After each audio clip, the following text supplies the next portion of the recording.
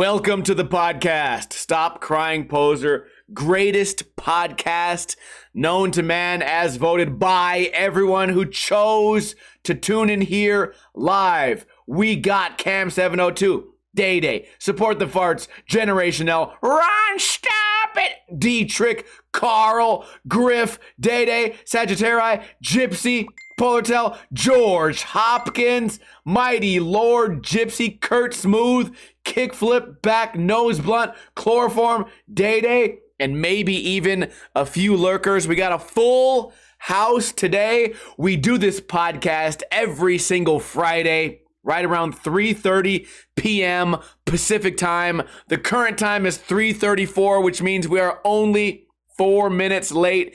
It's been an eventful week, but not for the reasons that you guys may think. My dog, the sweetest little harmless angel that everyone loves, is not feeling good.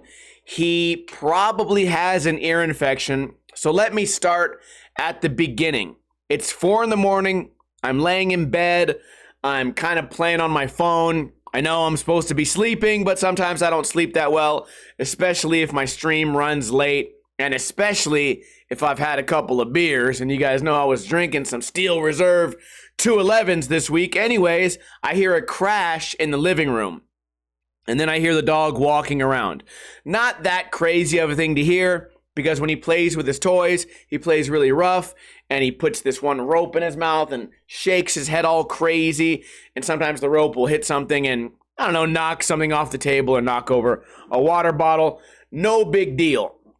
But I'm looking at my security camera because I didn't want to get out of bed and walk over there, and I see that he's like wobbling around. So I get up and I go check on him, and as he walks up to me, he like stumbles to the right like he's losing balance. So then I'm like, whoa, wait a minute. Let me rewind my security camera and see what happened. So he's sitting on the couch. Everything is cool. I had just let him in from going outside to go to the bathroom, and he's sitting down. He's just getting ready to doze off, and he pops his head up and looks around. And then he looks at the ground, and he's kind of checking out the carpet. He looks to the left, looks to the right. He sees something happening, or he's uncomfortable in some way. So as he's looking down, he decides he wants to get up. He stands off the couch and then completely collapses into the other couch. Then he pops right back up and then starts spinning in circles. And then he stands still, but he starts wiggling and wobbling. So I watched the video over and over again. At first I thought maybe he saw a bug, or maybe I have a mouse in the house or something. I've never had no big bugs in the house like that. I've never had a mouse in this house anyways, but I'm just thinking he must have seen something. So I'm zooming all the way in on the video. There's nothing moving in the house. Nothing at all. So then I watch it a little bit closer, and I can see that when he falls, he's just trying to regain his balance.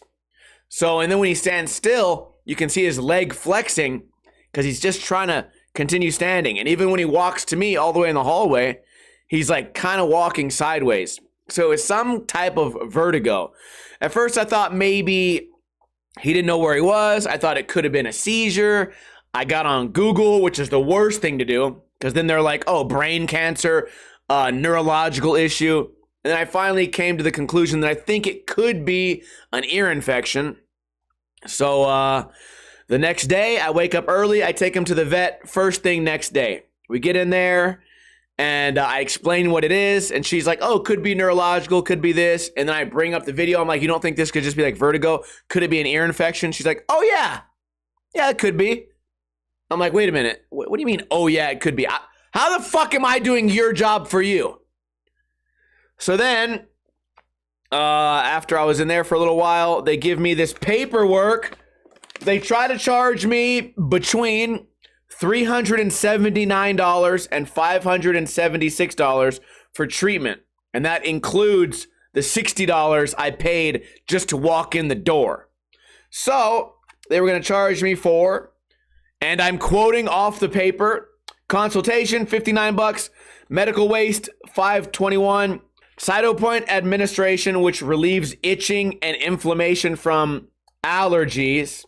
And administering that's $27. The price of the vial, $130 that they were going to charge me for allergies. You think my dog lost his complete fucking balance and wandered around the living room from allergies? Probably pretty unlikely, even though the vet is supposed to be smart. What I'm getting at here is I think they're trying to rip me off. Now, let me continue. Blood collection would be $14. Analyzing the blood, more money. And then ultrasound to get pee from inside of the bladder, $33. Then items they were going to prescribe or give him as treatment. An ear flush, $36, which I got on Amazon for $34. Surolan, it's like an ear infection, also like a flush. They were going to charge me $53. I found out online that that's only $38. So me buying it myself, I save a ton of money.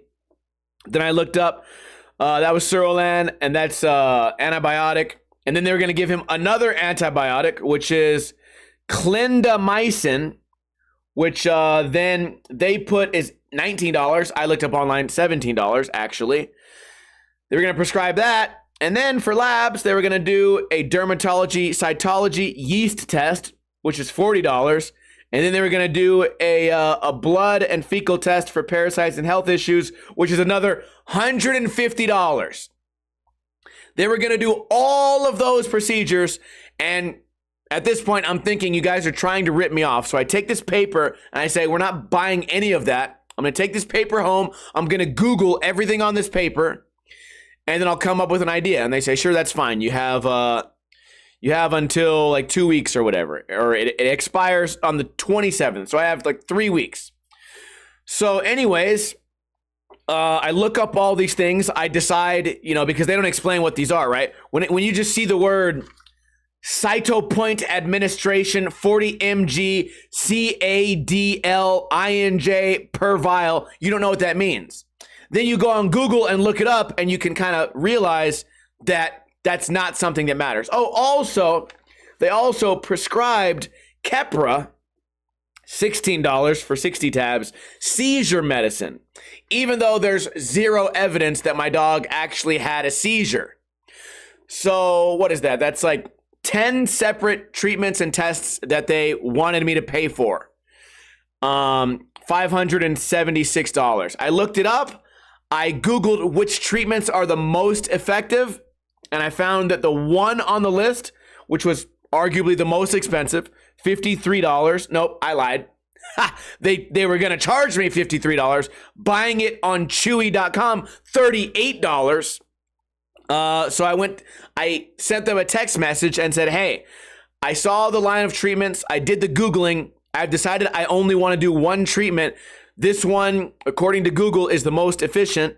And also, I can save myself $20 by buying it on Chewy. So if I put in the vet's name and the address and the dog's name and verify the identity, you guys are going to approve the prescription, right? And they said in a text message, yeah, just put in the name of the vet office and it should get approved. I get a message today that says, we had to deny that antibiotic. I said, why did you deny it? I know why they denied it, because I got it cheaper. I got it cheaper than what they were trying to sell it to me for. So they denied it, and they said, well, we can't treat him with that antibiotic without doing the dermatology cycle, which is where they're going to swab the inside of the ear. They said, we can't do that treatment because we don't know exactly what's in the ear yet. I said, oh, that's weird, because not only that, you also prescribed Triz Ultra Keto Ear Flush, Surolan, and also clindamycin. You prescribed 3 different meds, and if I would have just paid for everything, you would have shoved all of that shit directly in his ear. But now, because I want to save a little bit of money, suddenly, now all of a sudden, we need to do a swab of the ear. I found a way to save money. Now I have to pay for the ear swab. And I said, why? It's because I'm saving money? They said, no, it could be If it's the wrong type of bacteria, if it's fungus and it's not bacterial, then we need to know how to approach it. And I said, well, why the fuck did you prescribe 4 different things without doing the ear swab? This is how you would have explained it to me if that was true. During the consultation, you would say, well, the first thing we're going to do is a dermatology psychology or whatever.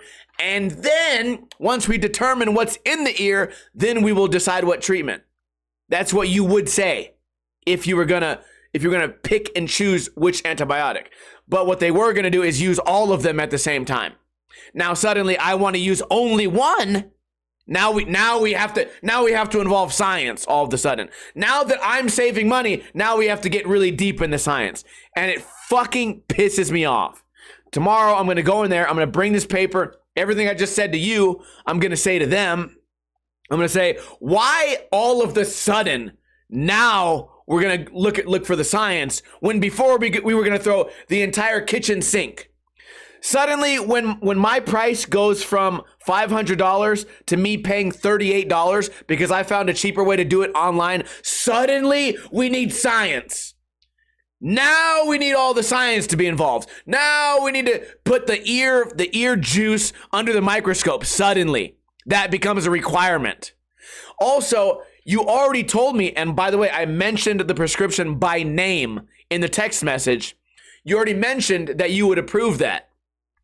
I bet they went to approve it, and I bet they saw that $38 next to what they put as $53.34, and they said, well, we're not going to make any money off this. Well, I mean, they're going to make their consultation fee, which was $59. What they're thinking is, they were like, we're only going to make $58. No, $59. We're only going to make $59 for this 1 minute conversation. By the way, the amount of time I spent in the vet talking to a person, 1 minute, probably less than 60 seconds. So you guys just made $60 per minute off me, and it wasn't enough. And you tried to hide what you were doing. Luckily, I got out of there and got on Google. I found out what the fuck is really going on. And okay, the easy thing for you guys to say would be find a new vet. Sure, I could find a new vet, but now I have to pay another consultation fee, and I have to potentially go through this again. $60 is kind of a lot. Also, by the way, I'm paying them to walk into the vet just for them to tell me that I'm right. But then for them to say, well, could be neuro, could be a seizure, could be this, could be brain trauma. I'm like, doesn't it look like vertigo? Oh yeah, you're right. It does look like vertigo. Wait a minute. Who's the vet? Who's the doctor here? I'm the one that figured out this puzzle. Oh yeah. You know what? Now that you say that, it does look like that. What the fuck, bitch? I came in here with a whole video. Now I could understand. If I just went in there and I was like, yeah, my dog wobbled around. I don't know what caused it. I showed her a whole fucking video of the beginning of the issue, the middle, the ending, the whole video. Oh yeah, it does look like vertigo, man. And then I was like, oh yeah, well I Googled it. A lot of times that's linked to ear infections. And also when I grab his ears, he's uncomfortable. And they're like, oh yeah, well now that you say that, he is uncomfortable. Yeah, bitch. Because when I looked at the dog and I looked at him, I looked at an animal that I could try to fix. When you look at the dog, you see cha-ching, cha-ching, cha-ching, fucking dollar symbols go on your eyes for some fucking reason. Instead of looking down and being like, oh, this poor animal is in pain from his ears, you guys are going to give him seizure meds, multiple antibiotics, take his blood, stick something in his asshole or dick to pull out piss and shit from his belly. Like why do all that when you can simply motherfucking sign the prescription for the one fucking thing that I need to fix the motherfucking dog? So the whole thing is just really frustrating. And here's the thing, I don't think I'm smarter than the vet. I certainly could be wrong. I haven't spent a lot of time doing this. I've worked a lot of jobs where I've had people dumber than me try to tell me how the job works. I've done that. Every job I've ever been through, there's been one or two people that think that they know what they're talking about, especially with slot machines. My previous job, I repaired slot machines here in Las Vegas, and all the time I would have people go, I know the way to beat it, man, but I'm not going to tell you. I know how you set up this game, man. I know which button you have to turn. I know which knob you have to turn to make the game easy to win. And I go, nah, there's no knob. There's no turning. This machine was made in 1970. It doesn't even have it doesn't even have support USB. Okay, there's no little knob in here that makes it a winning machine. But they will tell me up and down that they're correct. Anyways, I'm really frustrated at this the vet, and I'm gonna go in there. I'm gonna let them know all this shit. I'm gonna say, dude, there's a vet right there down the street. There's a vet right there down the street.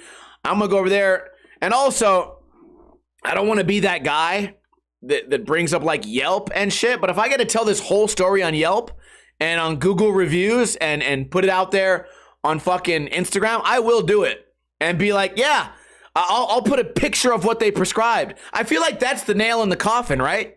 If I show you a picture of what you tried to sell me, that should already be the nail in the coffin, because I find it hard to believe that a vet's office that wants to help animals would try to get all of this done for one issue of vertigo and what's very likely an ear infection.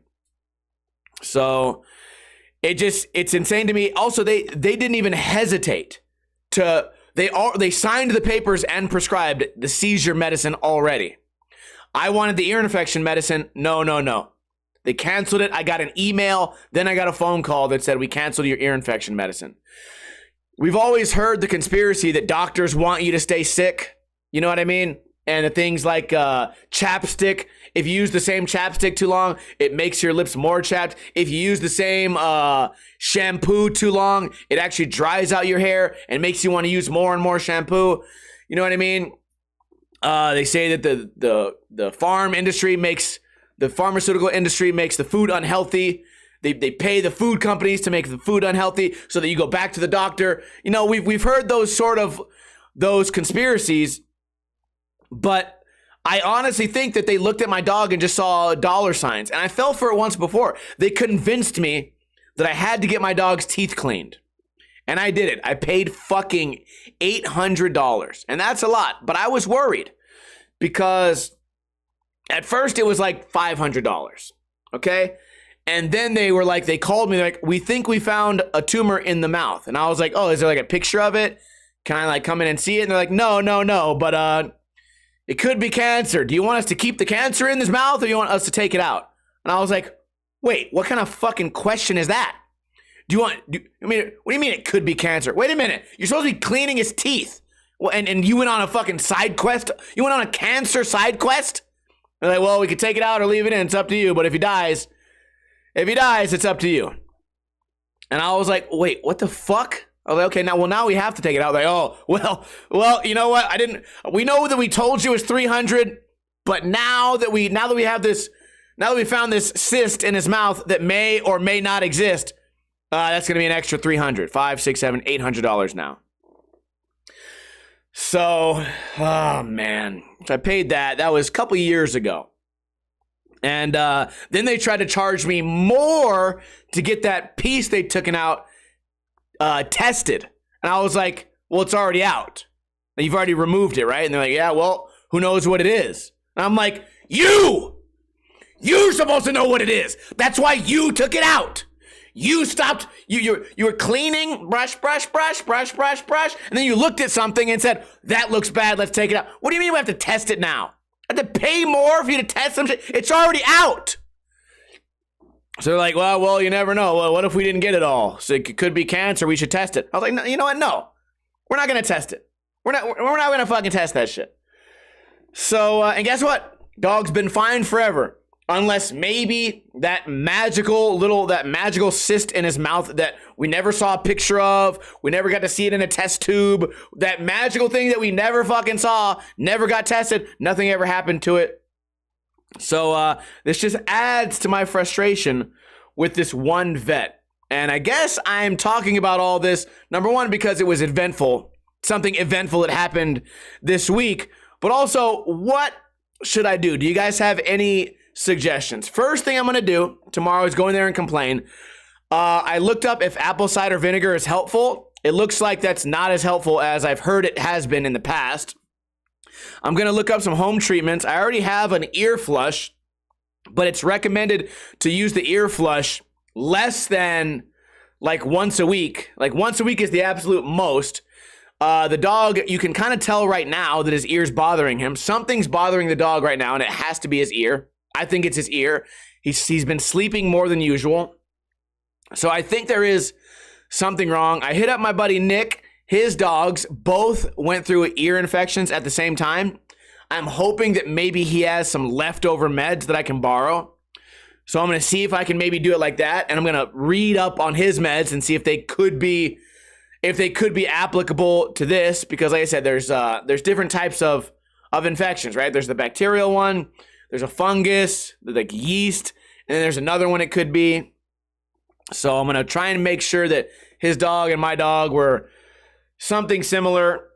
And the other option, of course, is to go to another vet, but then it's going to cost more money than they are currently charging me to do the dermatology thing and then the prescription. So going to another vet. Also, if I get the dermatology shit, they could then lie to me about what's in his ear and prescribe something even more expensive. This could be even a longer process, because this could be part 2 of their multi-layered scam. So yeah, a second opinion would be great, but unfortunately, I'm not made out of money. And here's the thing. I don't mind spending the money to help my dog. I'll spend $1,000 tomorrow. No fucking questions asked. But I need to know that that's the correct fucking, that you're not fucking me, and that is the actual fucking problem. Okay? I'm not going to go and spend $1,000 just for you to go, oh, whoops, we found something new. That 1,000 is now 1,500. I'm not letting these fuckers rip me off. And man, it just makes me mad even talking about it. So that's what I'm dealing with. I'll give you guys an update next week. Obviously, those of you who watch the stream on other occasions than just the podcast, I'll give you guys an update tomorrow when I walk in there and tell these fuckers what's going on. But yeah, I'll keep you guys updated. The whole thing, I mean, this is the way I'm explaining it. They could possibly have a logical explanation, possibly, but there's too many red flags. I mean, everyone would agree with me right now that there's way too many red flags right now for me to not raise an eyebrow and ask a couple of questions about why the fuck were we going to throw all the antibiotics at him at once? And now suddenly, now that I only want one antibiotic, suddenly now we need further testing. That's a huge red flag for me. Suddenly, now I need to pay for further testing when moments ago, when we stack up antibiotic on top of ear flush, suddenly we're in the clear. Let's just throw it all at him. Let's just shove everything in the kitchen sink in the dog's ears. And I go, well, how about we only use the most effective one? And how about I pay a little bit less money for it? Then they go, whoa. Further testing is necessary. Fuck you. There's something very fishy about that. So that's, those are my thoughts on that. What else has been going on this week, man? It's been a week of good eats. A lot of good eating this week. I've been doing some pizza. Had a big pizza the other day. Went out of my element. Usually I would get like a meat lovers kind of pizza or even a Supreme. But they had a deal. It was like one extra large from an actual pizza place. One extra large, one topping for $17. Like you get an extra topping. It's only $20. So we got mushroom and sausage. I like mushrooms. I like sausage. I rarely get them on pizza. If it was up to me, if I only have two choices, I'm going pepperoni for the extra fat and flavor, and then sausage for the meat, for the gains, and then I have pickled jalapenos here, and I have hot sauce. What do you guys put on your pizza? If anyone says ketchup, I'm going to ban you for life, and you're going to jail. So I've been doing that. I saw a video, I think, of an Italian sandwich. I don't know what it was. Something inspired me to get an Italian sandwich. Oh yeah, I know what it was. I was really hungover last Saturday, and I didn't want to leave the house. And I found a deal on Uber Eats where I could like save 20%, but I could also buy one, get one free. And I haven't had Firehouse subs in a long time. So I ordered 2 Firehouse subs. Man, I ate these things. It could have been the hangover. It could have been the weed. It could have been anything. But I had these 2 fucking Italian sandwiches from Firehouse subs. And I took one bite and I cummed in my pants. I took another bite and I cummed out of my ass. And then a third bite, my nipples started pushing out cum. It was the greatest sandwich I feel like I've ever had in my life. And I was lucky enough to have 2 of them. I had that fucker for 4 meals. And I thought to myself, you know what, man, $20. It was about $20. $20, kind of a steep price. It was more because after the delivery fee and then after the $3 tip or whatever, it comes out to pretty expensive. Let's say $28. I'd say to myself, that's pricey for a sub sandwich. And as always, I say to myself, I could probably do it cheaper and make it better. So I go to the store, I get all the ingredients. I did make one huge mistake. I accidentally got fake turkey pepperoni. Never, ever buy that shit. I'd rather be fat and die from being fat, I guess. I don't know where I was going with that. Than eat this goddamn turkey pepperoni. It's awful. Anyways, I got the salami. I got the, salami? What's Genoa? I got the salami. I got lunch meat. It was like turkey. It's supposed to be ham, but I got turkey. I got some Munster cheese because it was on sale. I got some red wine vinegar. Man, I made a chipotle, mayonnaise, aioli. I made a spread with jalapenos, onions, peppers. And dude, I went ham. And I made it all on stream. Took a bite of it. It somehow was not as good as Firehouse. So then I drenched it in red wine vinegar. I just dumped a bunch of it on there, and we got closer. There's something missing. I think it's either pepperoni sucks balls and ruined everything, or I don't know what it could be, or I didn't use enough vinegar. Something that they did made it taste better than what I did. And listen, I would love to take credit for what I made. What I made was really good. Tasted great. But somehow they made it better. And I spared nothing. Like making a sub sandwich at Subway, it's a 3-minute process. My shit took like 15 minutes. I got everything ready, mixed the chipotle in, mixed in the this and that, put in some of this, added some lime into the aioli, bro. I had it going. Toasted both sides of the buns. The fucking peppers spread with garlic. Oh my God. I did everything that they don't take the time to do all that. I did everything. And they still beat me somehow. I even put it on the parchment paper and rolled it up and took a cut out of it so I could do the cross section. And it was beautiful. It's on my Discord. And then I did it again. And I did save money. The bread alone. So here's my thing. Speaking of scams, I mostly get my groceries from Walmart. I know it's gross, but it's close by, and late at night, nobody's in there. I go get groceries at 9 p.m. There's like 3 people in the store. It's fucking wonderful. So I go over there.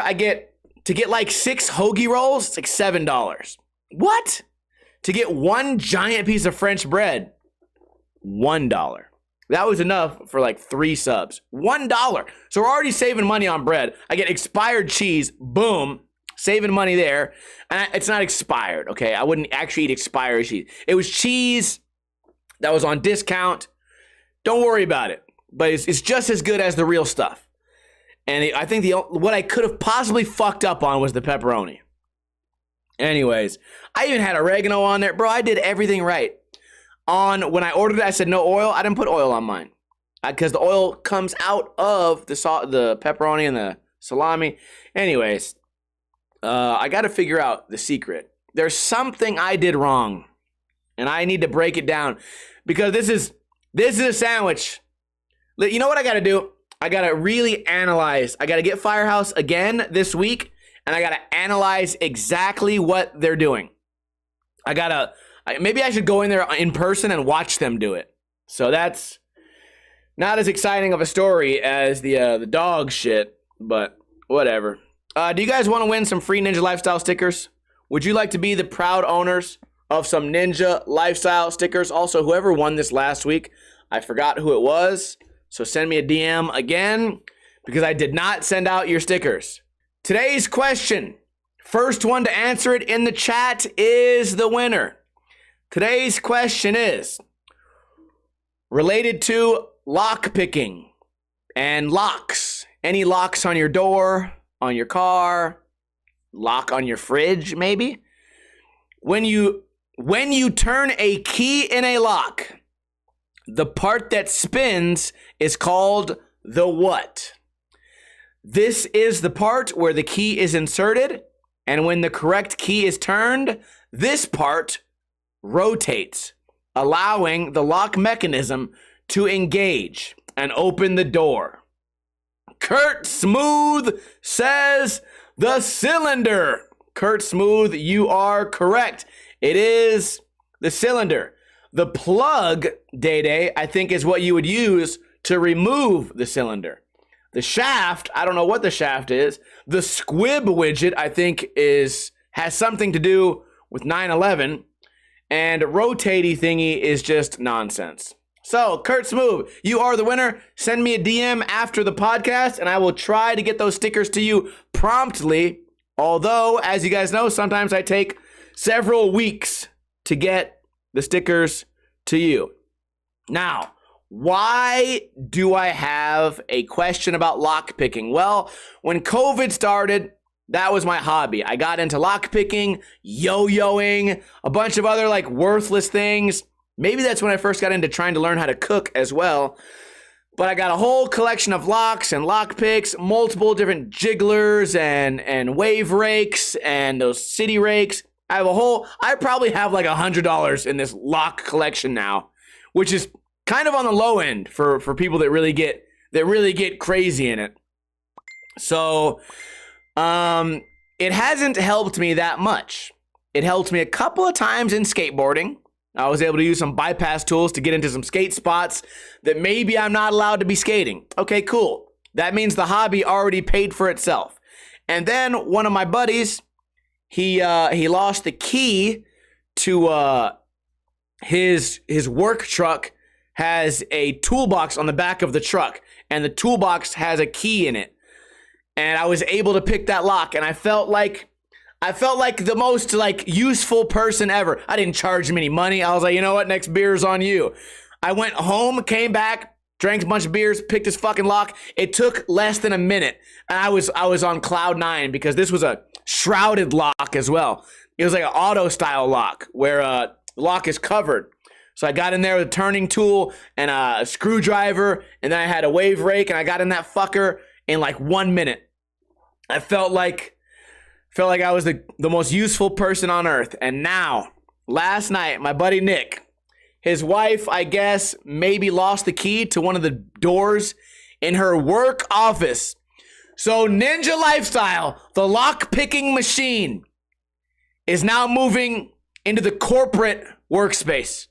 I'm now doing commercial lockpicking. That is my new title because after this podcast, Nick's going to come pick me up, take me to the office. I'm going to have my little kit, and we're going to try and get this fucker open. And I pray to God, now that I've said it out loud, I might have jinxed it. Because I've picked every lock in my house, but I have one lock that goes into my shed that holds a lot of my tools, like power tools and hedge trimmers and chainsaw, just sawzall. It's just my shed that holds all the tools, and there's a lock on it. I lost the key to that, which I later found in the fireplace, which I have a fake replica fireplace. Somehow I threw my keys into a fake fireplace. I don't know how the fuck that happened. I didn't find them for months later. But anyways, I picked every lock in my house except for that one. I failed that one lock. So now I'm thinking, what if I get to the office and now there's another failure? Oh, that's going to be embarrassing, especially after spending 10 minutes on my weekly podcast talking about doing it. But I think I can pull it off. I'm going to remain positive. I'm going to be confident in my abilities. And I'm going to save the day. And then I'm going to say, hey, his wife's name is Caitlin. I'm going to say, hey, Caitlin, I know you can't do anything about this, but maybe you have a friend. Here's my thing. You're my friend's wife. I don't take cash. Okay? I don't accept cash. But I am still accepting blowjobs. And I know that's out of your jurisdiction, but maybe you have a friend of a friend or a coworker that is going to have to pay. I'll invoice you. It's going to be 1.5 blowjobs. And you can call me anytime you need, and I will pick any lock. But I'll have my assistant send you the invoice, and we can do payment plans. One half of a blowjob today, one half maybe next week, whenever she can afford it, whenever your coworkers can afford it. You can even split. One half, Cindy can do one, Sally can do the other, and save the last one for Amanda. And it's really, it takes a village. So whoever needs to, whoever ends up paying me, no big deal. I really do it for the love. Okay, I really do it for the love. Listen, if you went out there and had someone professionally come and unlock this door, oh my, there's no telling how many blowjobs or dollars. He might not be as understanding as me and in accepting something like a blowjob. A lot of those guys, they don't accept those type of things. They need cold hard cash, $500 up front. Feels like you're at the vet. So anyways, we'll see how it goes. You know what? We're already ahead of ourselves. Why are we talking blowjobs already when I haven't even picked the lock yet? Why are we even getting ahead of ourselves? I could fail, and then no one gets a blowjob. Then we're all mad. And then the door doesn't get open. Dick stays dry. Everyone's upset. Doesn't matter. Anyways, after that, I told them I would I would make them dinner. This is not related to the blowjob thing, but I'm making dinner for my friends after the stream as well. Or at least I told them that I would. I'll probably make a fancy chicken Caesar salad. They like to eat light. I'll probably do like a breaded chicken Caesar salad. So that's what we're thinking. Or I'll do chicken thighs and potatoes, and I'll probably do like some zucchini or maybe broccoli. Who knows? It's pretty typical like weekday meal for me. So Lockpicking Ninja is evolving.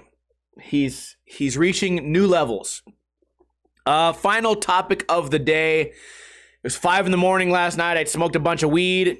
I've been watching the TV show Dexter. It's okay. It's not the best. It's not the worst.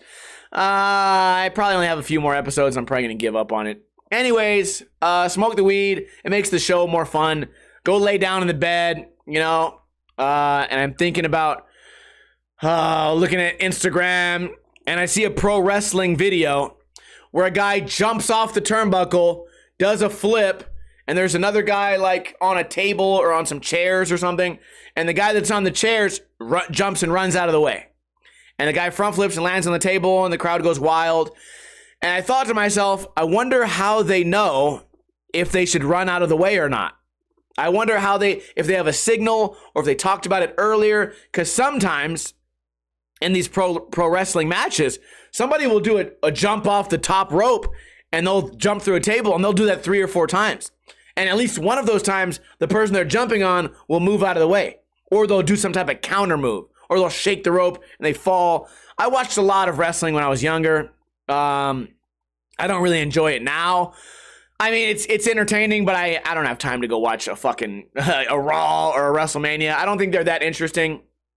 But I wonder how they communicate throughout the whole match, because some of these matches are 10, 15 minutes long. Generation L says they rehearsed it. I don't think any of these matches are fully rehearsed.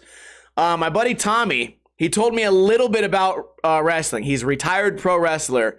He didn't make it to like WWF, but he wrestled for like a lot of his life. And he's like, well, the thing is, every wrestling match kind of follows the same plot. There's the beginning, there's the rising of, there's the tension, there's a climax, and there's closure, and then there's a cliffhanger. There's all these different things.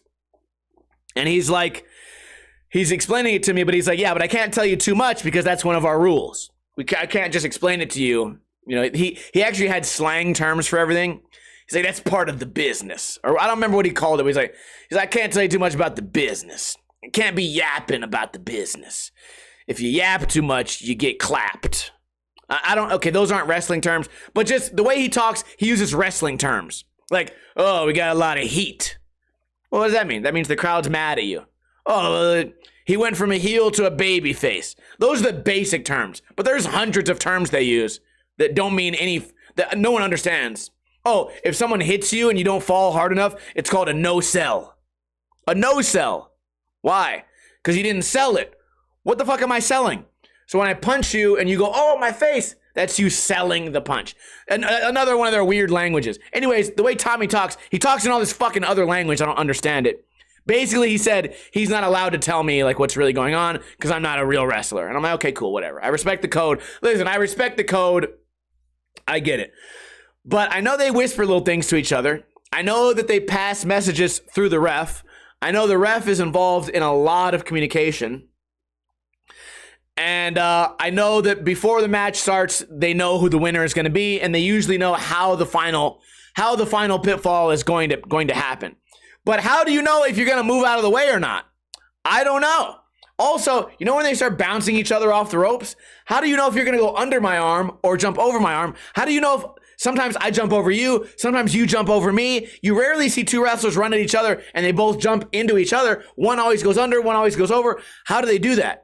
How do they figure that shit out? I don't know. I brought it up on the podcast because maybe one of you guys could explain it to me without breaking the code. There must be something, or there must be little like one word things. Something else I always thought was really interesting is a lot of American wrestlers go to wrestle in Japan and Mexico where the language is different, but the sport is the same. So you get people that don't really know the same language, that can't have a full conversation, but they can have a flawless wrestling match. So it must come down to just small, simple commands or something, dude. I've thought about it a lot, and I don't know. It's like magic. It's like I know there's something behind the scenes. I know this is just a big trick, but I don't understand exactly how. Anyways, maybe one of you guys could explain that to me in the comments if you're watching this on YouTube. Speaking of that, that's all I have to talk about today. If you missed the beginning of the podcast, you can find the repeats on YouTube, on Podbean, on Spotify, on iTunes, on podcast app, anywhere where podcasts can be found. You can search in Stop Crying Poser, and the repeat of this episode, which we film live on Fridays, comes out on Sundays, just in time for that long drive to work on Monday. I appreciate you guys for hanging out. Can I get a oh hell yeah from everybody that's still here in the chat? My notes only had 4 topics today, so I'm pretty proud that we salvaged an entire podcast out of 4 topics. Sometimes I have 12 topics and we still don't make it to the 45-minute mark, which is usually where I try to get these podcasts to stretch out to. I think our shortest podcast is like 14 minutes. And those are usually because I'm deathly hungover, half dead in bed, just trying to show up, But I think we've only missed one of these podcasts. We're on episode 535 or something. So we've been doing this for like 6 years. So I appreciate you guys for hanging out for all these podcasts. Shout out to The Real Griff, Cam702, Kurt, Smooth, D, Trick, Julie, Fett, Ron, stop it, Jason, Warbird, Generation L, and DW3LR. Dweller, I appreciate you guys for hanging out here. We did not get any resubs today, no subscribes. We did not get any donations today, but an extra special thank you to Doja for donating $50 last night. That was very nice of him. I know not everyone appreciates me going out of my way to try to entertain you. Maybe you think I'm worth nothing. That is A-okay with me. Money is always appreciated, but if you don't have any money, I don't blame you. No one does right now. You can still support the podcast by telling a friend about the podcast. Just tell your friend you found out this new podcast. It's really funny. And what better episode to show them than today's episode? Because who can't relate? Who out there cannot relate to being mad at a stupid ass vet, or just basically anyone out there who's trying to rip you off? Which was basically the first 20 minutes of our podcast. That's something everyone can relate to and get behind. This is the most entertaining podcast known to man. I hope everyone out there has a great weekend. I will continue this stream, but as for the official podcast, that's all I have for you guys. I hope everyone, again, has a great weekend. Be safe out there. And as I always say, don't drink too much, but don't drink too little.